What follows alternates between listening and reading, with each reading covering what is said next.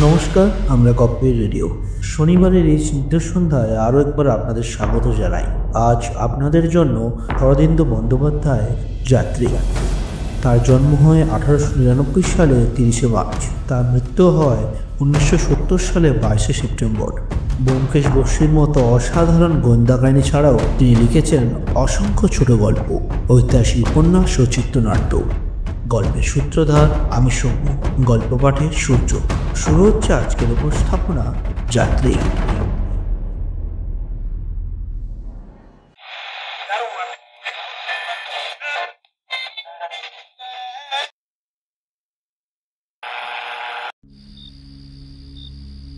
প্রায় 100 বছর আগেকার কথা। সন্ধে হয় পশ্চিম আকাশে তখনও সোনালি আলো ঝিকমিক করছে, কিন্তু মাটির উপর অন্ধকার নেমে এসেছে।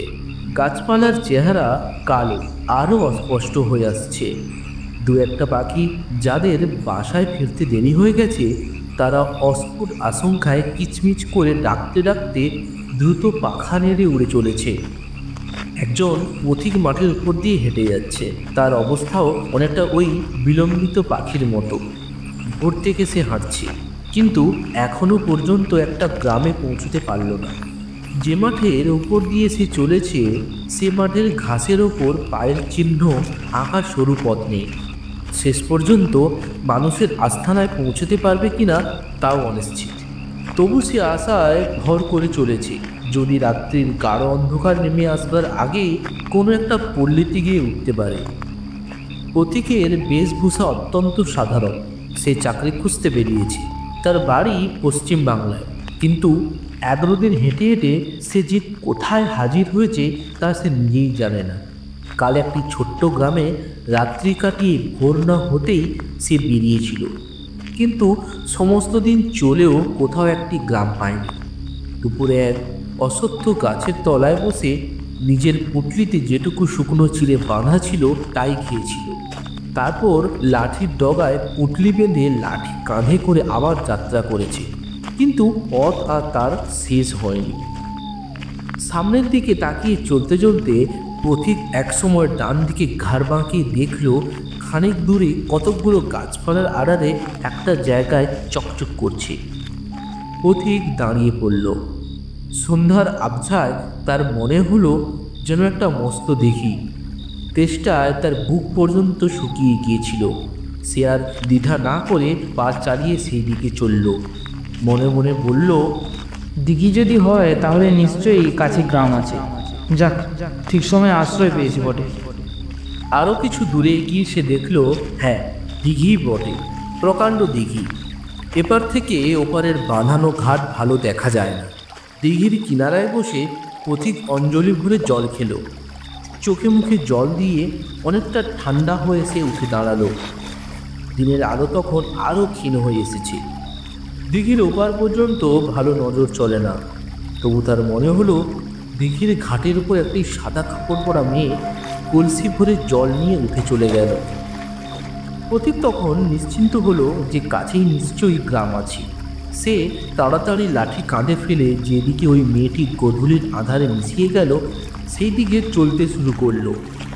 দিঘির অপর পারে পৌঁছে সে দেখল সামনেই এক সারি পাবলা গাছ, আর তার ফাঁক দিয়ে এক মস্ত গ্রামের অনেক চালাঘর দেখা যাচ্ছে। পথিকের তখন ক্ষুধায় ক্লান্তিতে দেহ অবসন্ন, তাই সে ভালো করে সব দিকে লক্ষ্য না করেই সেই দিকে ছুটে চলল। যদি ভালো করে লক্ষ্য করত তাহলে দেখতে পেত যে মেটে বাড়িগুলোর দেওয়াল অনেক জায়গায় ধসে গেছে। উপরে খড়ের চাল রোদে বৃষ্টিতে খসে পড়েছে, যেন কতকাল এসব বাড়িতে কেউ বাস করেনি। সমস্ত গ্রামটা শূন্য খাঁ করছে। সন্ধ্যা উত্তীর্ণ হয়ে যায়, তবু একটা বাড়িতেও প্রদীপ জ্বলছে না। এসব কিছুই সে লক্ষ্য করল না। গ্রামের সদর রাস্তা দিয়ে ঢুকেই সে দেখল সামনে একটা বড় ঘোড়ো বাড়ি। সে গিয়ে দরজায় ধাক্কা দিল। জীর্ণ দরজা নড়বড় করে উঠল, কিন্তু ভেতর থেকে কোনো সাড়া শব্দ পাওয়া গেল না। তখন সে হাঁক দিয়ে বলল, কে আছো? একবার বাইরে এসে দেখি। তবুও সাড়া নেই।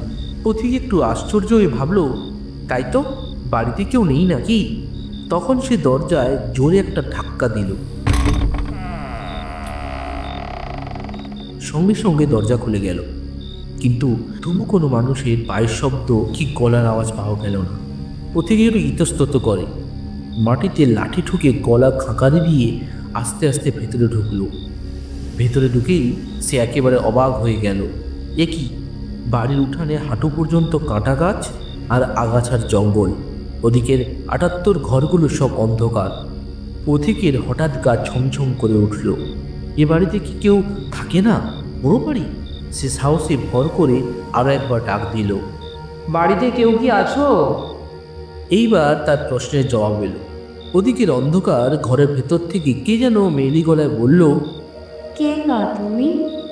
পথিকের এবার সাহস হলো, যাক তাহলে বাড়িতে লোক আছে। সে বিনীতভাবে বলল, মা, আমি যাত্রী, অনেক দূর থেকে আসছি। আজ রাত্রিরের জন্য আমাকে যদি একটু থাকতে দেন। ওদিক থেকে জবাব এলো, পারবো, তুমি বসো। কোথায় বসবে? চারিদিকে জঙ্গল। পথিক এদিক ওদিক তাকাচ্ছে।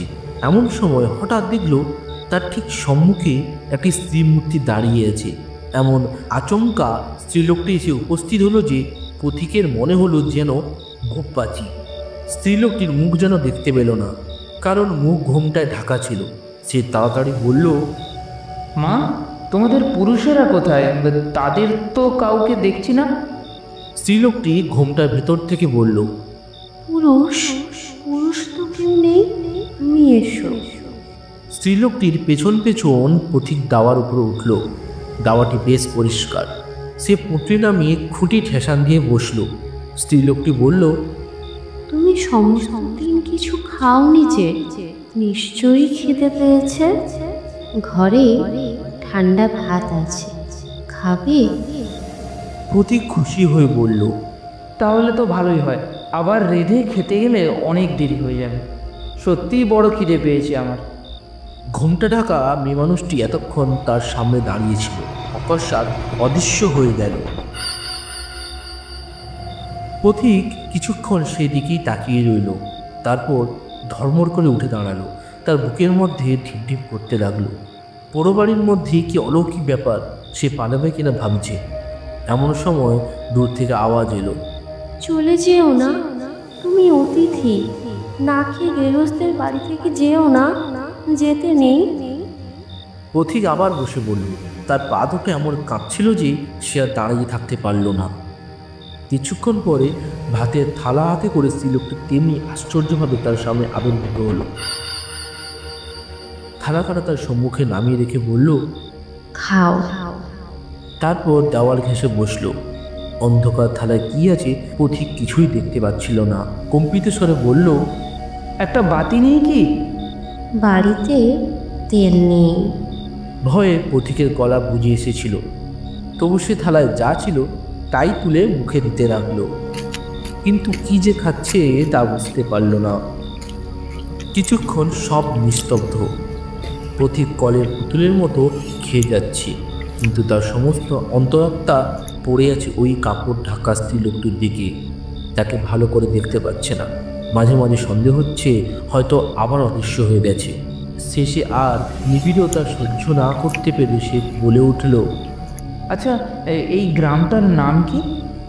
বীরগা। পথিক চমকে উঠল। বীরগাঁ? তার মনে পড়ে গেল কাল রাত্রে আগে গ্রামে সে শুনেছিল যে এই অঞ্চলের বীরগা বলে একটা মস্ত গ্রাম ছিল। 5 বছর আগে এই মহামারীটি একেবারে শূন্য হয়ে গেছে। সেই থেকে সেখানে আর মানুষ বাস করে না। এই সেই বীরগা। হঠাৎ প্রশ্ন এলো, আর কিছু চাই? না না, আর কিছু চাই না বলে পথিক ওঠবার উপক্রম করল। অন্ধকার থেকে আবার আওয়াজ এলো, ওঠো না, দাঁড়াও, এখনো তোমার পেট ভরেনি। শুধু নুন দিয়ে পান্তা ভাত কি খাওয়া যায়? তোমাকে একটু লেবু এনে দিই, গাছেই আছে। পথিক কোনো জবাব দিতে পারল না, কিন্তু তারপর যে ব্যাপারটা ঘটল তাতে আর তার মাথার চুলের সজারু কাঁঠার মতো খাড়া হয়ে উঠল। আবঝার অন্ধকারে সে দেখল একটা হাত লম্বা হয়ে ঠিক তার কাঁধের পাশ দিয়ে বেরিয়ে গেল। উঠানের এক কোণে প্রায় 20 শত হাত ধরে একটা পাতি লেবুর গাছ ছিল। সেই গাছ থেকে লেবু পেড়ে হাতখানা আবার ফিরে এলো। এই নাও লেবু। বাবু, বলে পথিক তার ওপর থেকে লাফিয়ে পড়ল। তারপর পুঁথিকি পড়ি করে ছুটতে আরম্ভ করলো। তার পুটলি আর লাঠি সেইখানেই পড়ে রইল। ক্ষীণে একটা স্বর সে শুনতে পেল, যেও না, দাঁড়াও। পথিকের তখন আর দিক দুদিক জ্ঞান নেই। সে রাস্তায় বেরিয়ে গ্রামের ভিতর দিয়ে ঊর্ধ্বশ্বাসে ছুটতে লাগলো। রাস্তার দুধারে বাড়িগুলো অস্পষ্টভাবে তার পাশ দিয়ে সরে যেতে লাগলো। কোনটা ভেঙে পড়ছে, কোনটা অতি কষ্টে দাঁড়িয়ে আছে, কিন্তু কোথাও একটা জীবন্ত প্রাণীর সাড়া নেই, যেন পরিত্যক্ত মশান। তখন রাত্রি গাঢ় হয়ে নেমে এসেছে, আকাশে চাঁদ নেই, কেবল কয়েকটা নক্ষত্র মিটমিট করে চলছে। পথিক হুঁচট খেয়ে দুবার পড়ে গেল, কিন্তু তার গতি হ্রাস হলো না। গড়াতে গড়াতে উঠে আবার দৌড়তে লাগলো। তার মনে হতে লাগলো যেন সেই সাদা কাপড় পরা মূর্তিটা এখনও তার পেছন পেছন ছুটে আসছে, এখনই লম্বা হাত বাড়িয়ে তার গলা টিপে ধরবে। এমনিভাবে অনেকক্ষণ দৌড়বার পর পথিক গ্রাম পেরিয়ে একটা ফাঁকা জায়গায় এসে পৌঁছলো। চোখে সে কিছুই দেখতে পাচ্ছিল না, কান ভোঁ ভোঁ করছিল, বুকের ভেতর দুমদুম করে মুগুরের ঘা পড়ছিল, যেন এইবার হৃৎপিণ্ড তার ফেটে যাবে।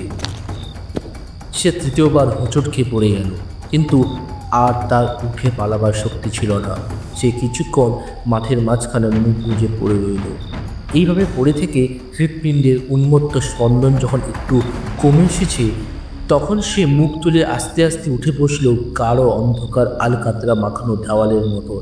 তবে কোনো দিকে কিছু দেখা যায় না।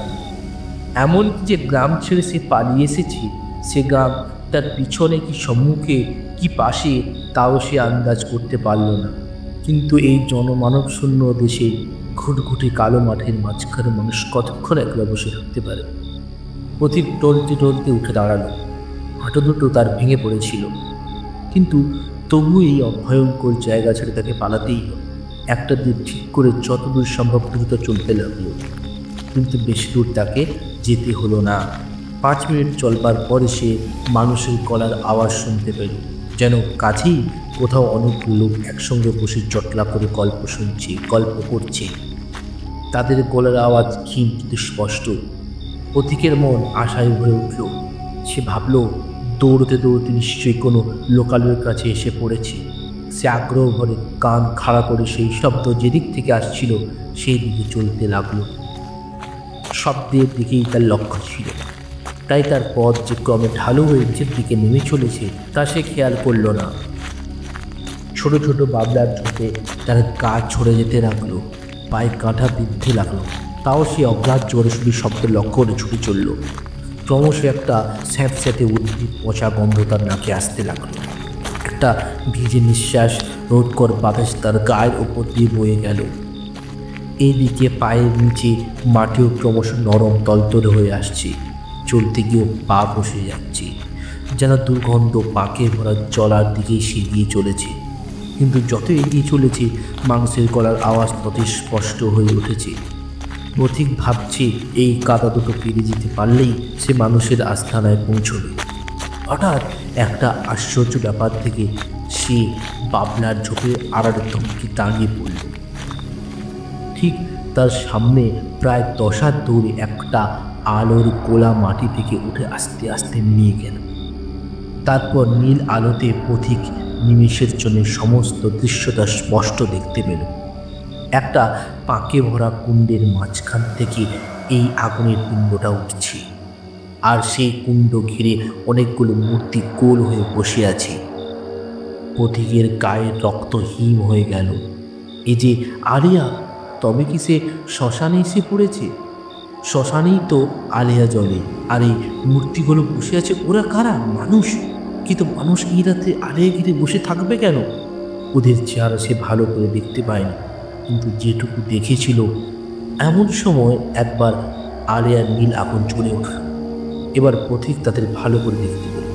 তারা মানুষ নয়, শুধু একবার আস্ত কঙ্কাল। তাদের গায়ে মুখে কোথাও এতটুকু মাংস নেই। পথিকের আর চিৎকার করবার ক্ষমতা ছিল না। সে পিছু পালাবার চেষ্টা করলো, কিন্তু তার কাপড় বাবলার ডালে আটকে গিয়েছিল। যেমনি পালাতে গেল অমনি কাপড়ে টান পড়ল, যেন কে তাকে পিছন থেকে টেনে ধরেছে। পথিকের মুখ দিয়ে একটা চাপা কুমানি বার হলো। সে কাদার ওপর মুখ গুঁজে পড়ে গেল। তারপর সব স্থির। হঠাৎ যেন ঘুম থেকে জেগে উঠে পথিক দেখল সে ওই আলিয়া কুণ্ডের ধারে বসে আছে। তার মনে আর একটু ভয় নেই। আবার আলিয়া জ্বলে উঠল।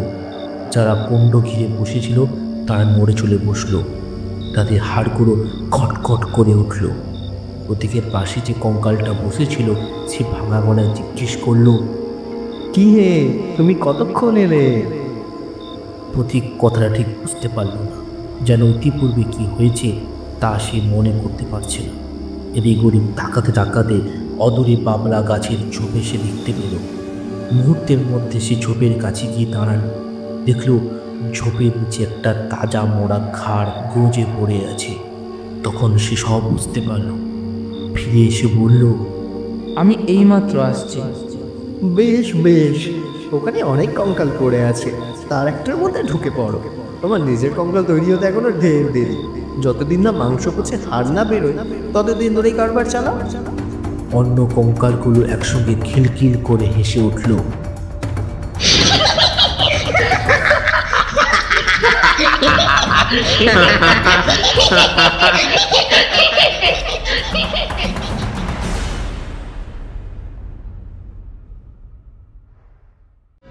শেষ হলো আজকের গল্প যাত্রী। গল্পটি আমরা নিয়েছিলাম শরদিন্দু অমনিবাস চতুর্থ খণ্ড কিশোর গল্প সমগ্র এই বইটি থেকে। গল্প পাঠে সূর্য, পথিকের ভূমিকায় অয়ন, মেয়ের ভূমিকায় পায়েল, আবহ সঙ্গীতে শঙ্খ সূর্য, পোস্টার ও গ্রাফিক্সটি জানে সৌম্য ও অয়ন, পর্ব পরিচালনায় টিম গপ্পের রেডিও। পরবর্তী পর্বে আরও একটি সুন্দর গল্প নিয়ে হাজির হবে টিম গপ্পের রেডিও।